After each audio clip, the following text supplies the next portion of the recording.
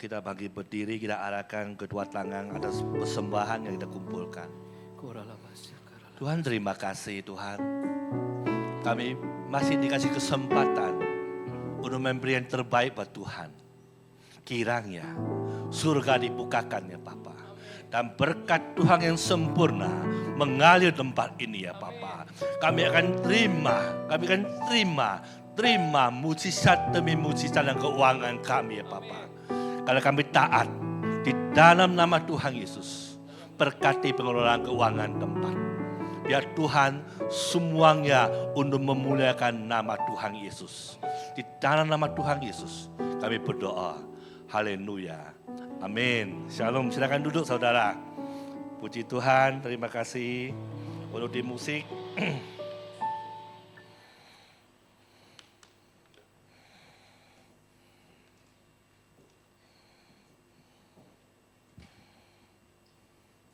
Ya, selamat pagi, shalom semua. Saya mohon maaf, hampir sebulan saya nggak hadir di gereja ini. Karena ada 1-2 hal saya bereskan. Tapi saya ada sedikit perubahan dalam hidup saya, saudara. Biasa kalau pulang dari luar, yang pertama kali saya cari kantor saya. Jadi kalau pulang pergi, biasa saya pulang cari kantor saya tanya kondisi. Tapi puji Tuhan, pulang dari luar, yang pertama kali saya cari para leader saya. Leader gereja di tempat ini, saya tanya ada ini, ada itu. Ada sedikit perubahan dalam hidup saya. Ada sedikit pertobatan dalam hidup saya. Bahwa saya mulai merasa ada suatu dampak dari pelayanan di gereja ini, saudara. Dampak di gereja ini saya mulai kerasa luar biasa. Tadi sebelum naik ke mimbar ini, istri saya berbisik ke saya gini, anak kamu sakit loh. Anak saya cewek sakit di luar. Aduh, di negara orang sakit sendiri, hati saya itu gimana gitu. Tapi, hati saya damai, saudara. Kalau biasa sebelum saya nainin Tuhan, kalau dengerin kayak gitu, aduh pengennya sih, pengen terbang besok. Pengen terbang lagi. Tapi tadi saya masuk, naik ke mimbar, hati saya damai. Saudara.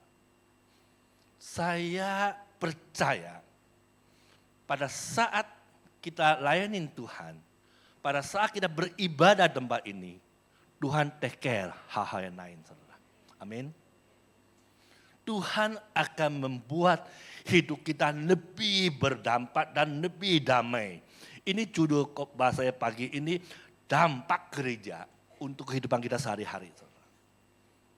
Apa sih dampak gereja buat kita? Ini saya ngerasakan dampaknya, saudara. Dampak gereja ini saya simpulkan ada 5, saudara. 5 dampak. Apa sih dampak? Saya bisa sedikit cerita tentang kehidupan pribadi saya lah. Selama sebulan ini saya apain sih? Apa yang saya dapat dari Tuhan gitu lah. Makanya saya bawa 5 dampak pelayanan. Anak-anak Tuhan, layanin Tuhan tempat ini. Saya nggak bisa bayar. Saya tidak bisa bayar gaji untuk para pendoa misalnya. Kita nggak bayar gaji untuk para diaken di tempat ini, nggak ada Pak. 1% pun kita nggak bayar. Semua karena sukacita. Semua karena penuh dengan kesungguhan hati mereka lain Tuhan. Tapi satu hal ya yang saya merasakan di akhir-akhir ini, dampak dari pelayanan kami, dampak dari orang yang layanin Tuhan itu luar biasa. Poin pertama adalah sukacita, saudara. Damai sejahtera. Saya buka di Yohanes 14 ayat 27. Yohanes 14 ayat 27. Saya bacakan. Damai sejahtera kutinggalkan bagimu. Damai sejahtera kuberikan kepadamu. Apa yang kuberikan tidak seperti yang diberikan dunia kepadamu. Jangan gelisah dan jangan getar hati. Ini firman Tuhan. Di akhir saya mau anggap ini udah mau deket-deket quarter ke-4 lah ya. Udah mau mulai kita quarter ke-4. untuk satu season tutup tahun 2025. Firman Tuhan pada pagi ini jangan gemetar dan jangan takut, saudara.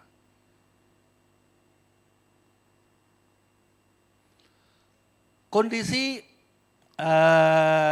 saat ini, saya tidak cerita tentang kondisi saat ini. Ekonomi, politik kita seperti apa. Tapi firman Tuhan nyatakan kepada setiap yang hadir di tempat ini, damai sejahtera Tuhan tinggalkan buat kita, saudara. Ambil itu. Saya ada satu contoh ringan gitu ya. Contoh ringan yang contohnya bikin saya sama istri saya ketawa. Saya itu kemarin pergi sama istri. Nah, saya pergi sama istri saya di satu hotel. Terus saya mau pindah hotel, karena kami kan suka pindah-pindah hotel, karena mau nikmatin hotel ini, hotel itu bedanya apa gitu kan. Jadi kami check out. Istri saya check out, saya drop koper saya di bawah. Terus orangnya samperin saya, where are you going? Saya bilang, saya mau di hotel depan. Paling dari sini ke Bekauwangi dah, deket gitu ya kan. Dia bilang saya, 6.5, $6.5. Saya bilang, wah murah. Saya ambil, 6.5. 6.5, istri saya turun. Yang jemput saya bukan taksi, saudara. Bus. Saya serius. Bus, istri saya dengan happy. Wah, kok bisa dapat karena istri saya gini. Mama berkat gembala beda, gitu. Dia kodain saya gitu. Datangnya bus, katanya gitu kan. Datang bus. Jadi bayang nggak saudara, 2 koper besar, 2 koper kecil. Kami masuk dengan satu bus kecil gitu ya kan. Istri saya bilang, wah ini memang kamu luar biasa hamba Tuhan. Tuhan berkati kamu dengan luar biasa. Kami bersuka cita dalam perjalanan, istrinya foto sana bus kan, 2 orang di dalam bus. Dia kan suka senang di tag di IG tuh, karena IG istri saya mungkin bisa kelihatan tuh. Kami berdua di dalam satu bus yang kosong. Jaraknya cuma deket. Sampai di hotel. Pas saya bayar 6,5. Supirnya kaget. Pak, 65. Hah? $65? Hampir $1 juta lebih dalam jalan 5 menit. Ini yang salah siapa? Saya cuma pikir, aduh, saya bilang ke istri saya, komplain ke hotel yang tadi. Ya karena istri saya salah lu sendiri, Inggrisnya gak bagus. Tapi saya dengar persis 6.5, masa 6.5 saya nggak bisa dengar sih. Tapi kalau tagihan 65 gitu ya. Cuma saya berpikir, dalam waktu 5 menit, jaraknya deket gitu, ini ke Bekauwangi, saya bayar $1 juta lebih. Sakitnya di mana? Di sini, sakitnya di sini dan di sini. Aduh, karena istri saya ya udah siang ini kita kurangin budget makan siang. Aduh. Tapi, saudara, Rinto sekarang bukan Rinto yang dulu. Serius, kalau Rinto yang dulu beda. Saya panggil orangnya, saya caci maki. Pasti, ya saya kesel dong. 6,5 jadi $65 US dollar. Kan, sorry, bukan US dollar, Sin dolar, sorry. Kan keselnya luar biasa, betul ya saudara? Saya ingat, saya sudah menainin Tuhan. Ada sedikit perbaikan ya, sedikit lah ya. Jangan ketawa loh. Lu kok ketawanya kayak gitu amat sih si Pak Arya ini sama saya. Ada sedikit perbaikan. Saudara, hidup kita harus berdampak. Benar kita harus berdampak. Pada saat seperti sekarang, waktu kemarin, saya kesel terusan. Bukan masalah duitnya ya. Saya merasa ketipu gitu loh. Kebayang gak? Berdua naik bus, kan saya taksi dalamnya bus. Karena istri saya apa? Kayaknya busnya lagi nganggur, dan kita kasihan, dia mau nganterin kita dengan satu harga spesial diskon. Istri saya masih hibur saya begitu. Nah pada saat ya kejadian ini saya terusan agak kesel lah, benar-benar kesel. Dalam hati saya kurang aja, ini aku ditipu ya, ditipu ini. Tapi ya udah, kenapa saya bisa Kenapa saya bisa nggak marah? Karena saya ingat Yohanes 14 ayat 27. Damai sejahtera Tuhanku tinggalkan bagimu. Saudara, pada saat mau mulai marah sama siapa, saudara mulai gelisah hatinya seperti tadi, mau naik mimbar, istri saya bisik, anak kamu sakit. Seperti saya pesannya taksi, datangnya bus, ingat, damai sejahtera Tuhan tinggalkan untuk Anda. Ambil itu saudara. Harus diambil. Kalau ditinggalkan sesuatu, Tuhan tinggalkan kita sesuatu ini. Saudara nggak ambil, dapat nggak? Tidak. Kenapa saya bisa sukacita? Mungkin kebagian orang lain juga dia kesal juga sama dengan saya. Tapi saya bisa sukacita karena saya ambil damai sejahtera Tuhan itu buat saya. Poin pertama saya tentang, saya hari ini pakai kesaksian lah ya. Saya cerita apa yang saya ngalamin selama sebulan yang saya hilang dari gereja ini. Poin kedua saudara, meningkatkan hubungan dengan sesama. Penayangan ini berdampak untuk meningkatkan hubungan suami istri, hubungan anak, hubungan sesama tetangga siapapun. Karena apa? Kita adalah penayan Tuhan. Kolose 3 ayat 13. Kolose 3 ayat 13. Sabarlah kamu seorang terhadap yang lain. Ampunilah seseorang akan yang lain apabila seseorang menaruh dendam terhadap yang lain. Sama seperti Tuhan dalam mengampuni kamu. Kamu berbuatlah juga demikian. Saudara, kata pertama apa? Sabarlah. Hubungan itu harus dijaga, saudara. Hubungan itu harus dibikin sesuatu yang spesial. Saya mulai satu cerita lagi. Saya bilang, ini lucu gak lucu sih. Saya makan malam berdua sama mama saya. Saya makan malam berdua sama mama saya. Pada saat sampai saya di satu negara, saya makan malam sama mama saya. Terus mama saya lagi gak enak badan, jadi buang-buang. Jadi yang makan siapa? Saya. Betul ya? Yang makan saya. Jadi saya order, yang makan saya. Mama saya cuma order, jadi kalau di satu negara, saya sebut negaranya Hong Kong. Hong Kong itu punya satu kebiasaan. Ada tempat minum teh, dia selalu kasih kita dua peci, panci. Poci, kok panci sih. Untung ada istri saya sama Monik di depan. Dua poci, satu teh, satu air putih. Itu kebiasaan negara Hong Kong. Jadi satu air putih buat cuci piring. Ya, buat cuci gelas. Satu lagi teh buat minum. Nah, dasar mama saya ini orang hemat. Dia minum air putih terus ya. Saya minum teh terus ya. Terus saya order, mama saya nggak sentuh sama sekali. Terus yang makan siapa? Saya. Penayannya gosip sama sebelah. Ngomong gini, ini pasti anak tiri. Kebayang gak saudara? Saya itu ngerti sedikit bahasa Konghu gitu ya. Bahasa Konghu lah ya. Dia cerita, jadi ini restoran dia nggak terlalu lama. Kan sekarang ekonomi itu goncang seluruh dunia saudara. Bukan hanya Indonesia, tapi seluruh dunia kegoncang. Jadi saya lagi makan, memang kebayang sih, saya makan dengan enak, santai gitu ya. Mama saya tuangin saya teh gitu kan. Lama orang tua ya, si penayannya ngomong ke saya, di depan mama saya, mereka gosip-gosip, pasti anak tiri dan anak durhaka. Kubrak saya, saudara marah gak? Ini Tuhan lagi uji kesabaran saya ini. Cuma saya pikir saya salah apa gitu ya. Ya kan saya salah apa? Salah makan banyak.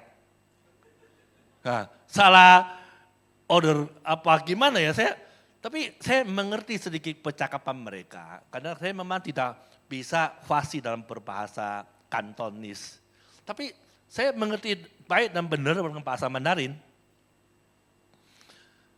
Akhirnya saya kesel, saya panggil dia, terus saya bilang ke dia, gini, Tuhan kasih saya satu hikmat gini. Pertama saya kasih tip dulu, biasa kan kalau orang kasih tip, biasa kan tutup kan, biasa benar gak? Saya kasih tip dulu, mama saya ngoceh, apa yang kasih tipnya banyak-banyak? Saya bilang, enggak, biar tutup mulut, saya bilang. Yang kedua, yang saya lakukan apa, saudara? Saya bilang ke dia, Bu, saya panggil dia, kalau orang luar negeri dibilangin cewek cantik, mainu. Tapi padahal kalau orang luar negeri, kalau di Hong Kong atau di Taiwan, di China atau di mana, panggil cewek itu mau jelek, mau cantik, pokoknya cewek cantik aja gitu. Kadang-kadang ya penipuan juga ya, tapi ya karena kebiasaan. Dia benar-benar, dia panggilnya mainu gitu ya. Saya bilang mainu, ini mama saya lagi gak enak perut. Menurut kamu apa yang harus dia makan? Oh, mama kamu lagi sakit dong. Maaf, kami pikir itu bukan mama. Kesel minta ampun. Saya bilang, itu udah hati saya. Saya akhirnya saya terangkan ke dia bahwa mama saya lagi buang-buang. Oh, pantesan. Saya lihat papa kok makan sendiri. Itu kok kami makanan buat papa. Saya pikir kamu bukan anak kandung, mungkin anak apa gitu. Dan hati saya, yang tadi itu kata-kata tadi itu loh. Saudara, jaga hubungan sesama itu gak gampang. Betul gak? Itu saya ngalamin kisah nyata saya ini. Saya tuh pengen marah. Memang kalau marah sebenarnya gak masalah ya, kan gak ada jemaat di situ kan. Betul gak? Gak ada Pak Andreas itu kan. Apa juga gak niatin saya kan. Jadi gembala GBI Suha 2 marah kan gak ada masalah juga sih sebenarnya kan. Aunung nyaho. Tapi ya itu, saudara. Pada saat saya terima pertanggungjawaban saya sebagai seorang pendeta, ada plusnya jadi gembala. Ini berdampak dalam hidup saya. Makanya jaga hubungan, kata pertama dari ayat firman tadi itu apa? Sabar. Tuhan ingetin kita di momen seperti sekarang ini. Sabar. Buat saya itu luar biasa lah. Sabar. Sabar dan sabar. Ya, poin kedua saya ingat kata saya sabar. Ya, meninggalkan hubungan dengan sesama. Cuma dengan satu kata kuncinya, sabar. Ya kan? Tapi happy ending kok. Mama saya juga ketawa. Mama saya ketawa. Dia juga bercanda sama saya. Memang muka kamu segalak itu kah? Gitu loh. Kata mama saya bilang, enggak lah mungkin mereka aja cari sensasi gitu kan. Jadi kita happy ending kok. Saya bercanda sama mama saya. Mereka juga akhirnya ketawa juga. Sampai minta maaf sama saya. Karena apa? Karena saya sabar. Plus duit. Tip. Poin ketiga saudara. Poin ketiga, bicara apa? Dampak bergereja, dampak orang penayangan itu apa? Poin ketiga saya mau bagikan apa? Membeli hidup yang lebih jelas. Arahannya lebih jelas saudara. Saya buka di Yeremia 29 ayat 11. Sebab aku ini mengetahui rancangan-rancangan yang ada padaku mengenai kamu. Demikian firman Tuhan, yaitu rancangan damai sejahtera, bukan rancangan kecelakaan. Untuk memberi kepadamu masa depan yang penuh pengharapan, saudara. Saudara mau ya, masa depan kita penuh dengan pengharapan? Saudara mau ya, kita diberkati Tuhan dengan satu cara yang luar biasa? Dengan satu cara yang, tapi harus punya satu tujuan yang jelas. Hidup itu harus punya tujuan yang jelas. Harus bukan sesuatu yang jelas di depan mata kita gitu. Nggak ngerti tanya. Nggak jelas tanya sama Tuhan. Mau apa sih hidup ini? Jelas. Jangan bimbang. Jangan ragu-ragu. Jangan malu bertanya. Nah, satu kesaksian saya. Saya ini sama anak, tadi kan sama istri, sekarang sama mama, sekarang sama anak. Saya sama istri saya lagi belanja, saya nggak tahu lupa di mana. Saya jalan sama anak saya. Saya berjalan anak saya, masuk satu toko. Toko brand baju ini memang biasa saya pakai. Ditulis 50. Saya pikir 50, artinya apa? 50% kan? 50% off. Seneng nggak? Jangankan cewek, cowok pun seneng kalau 50%.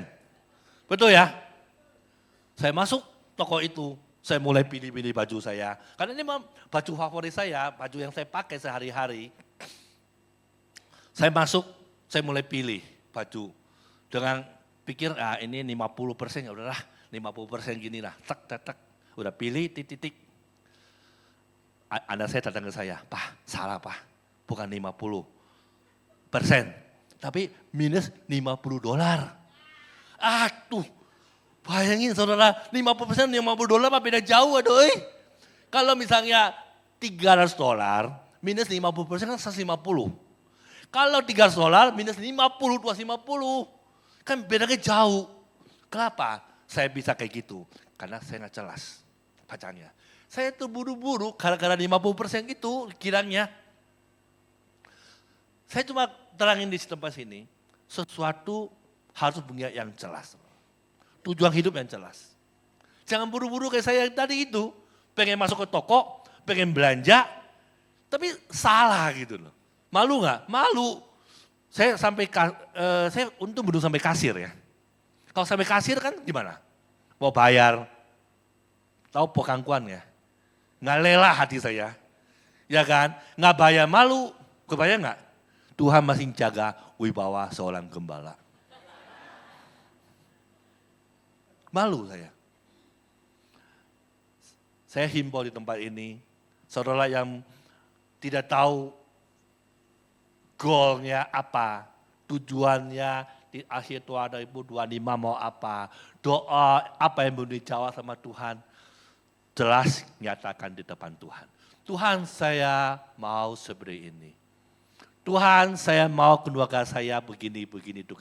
Tuhan saya mau anak saya begini, jelas. Tutup poin aja sama Tuhan. Tuhan kita itu gak berdedele loh saudara hidup. Saya itu kadang-kadang, saya punya satu teman saya itu kalau doa ya bagus banget. Doanya bagus gitu, A sampai Z.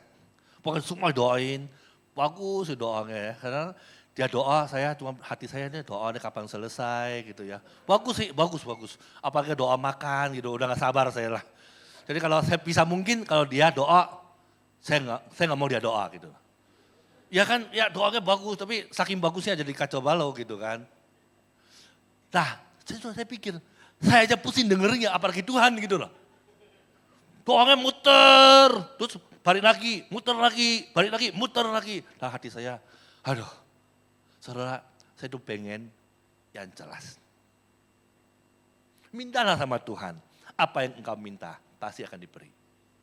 Firman Tuhan nyatakan bahwa rancangan Tuhan adalah rancangan yang terbaik buat kita. Bukan rancangan kecelakaan, bukan. Saudara jangan pikir dunia ini seperti apa, kita akan jadi apa, tidak.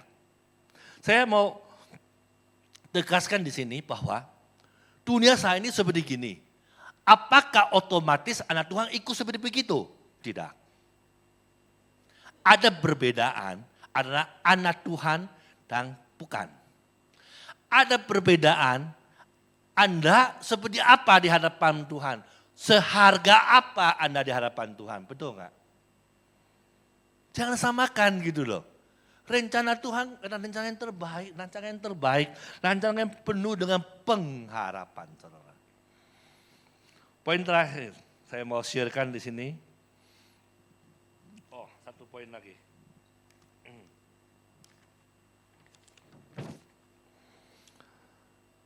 Apa dampak dari bergereja tempat ini? 2 Timotius 3 ayat 16 sampai 17.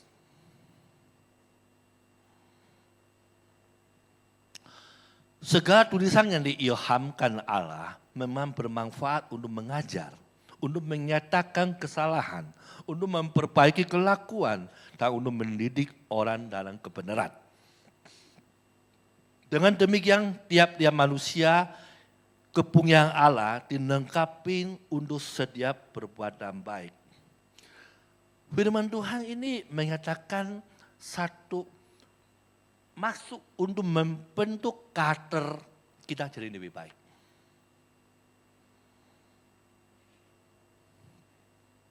Ada satu kebiasaan yang lebih baik. Ada satu itikat yang lebih baik. Saya kasih contoh lagi. Sebelum saya berangkat, waktu kemarin saya berangkat, saya tuh ada beli satu properti lah ya. Saya beli satu properti, saya beli dengan lancar lah ya. Karena ibu ini ada kesulitan, jadi saya beli unit dia, dikenalin sama teman saya beli, sebelum sehari saya pergi saya lunasin semua, dia janji sama saya 3 hari kemudian dia serah terima kunci. Ya, puji Tuhan 3 hari kemudian dia serah terima kunci, betul. Tapi rumah itu nggak bisa saya pakai, kenapa? Ada kucing di dalamnya. Nah, saya bercoba untuk hubungi ibu ini, atau agent propertinya coba hubungi ibu ini, tadi angkat teleponnya. Nah, posisi saya kan di luar negeri, saya nggak bisa apa-apa. Akhirnya, kucing ini saya cek, ternyata kucingnya kucing mahal, saudara. Kucing mahal, tapi kutuan gitu loh. Kutu di mana-mana bau gitu kan. Akhirnya saya suruh tim saya untuk bersihin rumah itu. Ya kan. Tapi kucingnya mau diapain? Ya kan. Saya takut kalau saya kasih ke sapam, saya dituntut, kan gak lucu gitu loh. Masa dituntut orang gara-gara kucing? Saya kalau dibiarkan dia pergi sendiri, waduh nanti dikiranya apa ya? Pokoknya saya takut gitu ya. Akhirnya kucing ini saya telepon ke agennya, lu kudu tanggung jawab. Betul loh. Lu kan yang kenalin rumah ini ke saya. Ya kan? Tapi agennya bilang, kok nggak bisa gitu, komisi saya belum dibayar sama ibu itu. Tapi kan komisi yang bayar kan pemilik rumah. Saya kan pembeli. Tapi kan saya bilang, ya gimana, saya di luar negeri, rumah ini mau saya bersihkan, mau saya cek ulang, mau saya beberes, tapi nggak bisa dipakai, gimana? Akhirnya agent ini baik hati sih, ya udah kok, saya bawa pulang. Dia beli kandang, terus kucingnya dibawa pulang. Sampai di rumah, istrinya ngamuk. Ngamuknya kenapa? Bukan bawa komisi, bawa kucing. Marah istrinya, serius marah.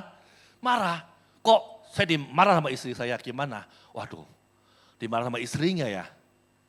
Kan kucingnya dibawa pulang.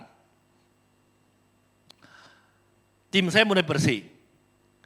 Ketemu lagi, kucing di atas, lantai 2. Terus saya bilang, ya udah kok, saya sambil bercanda. Udah kagok dimarahin istrinya, satu lagi lah. Karena dia poro-poro satu lagi.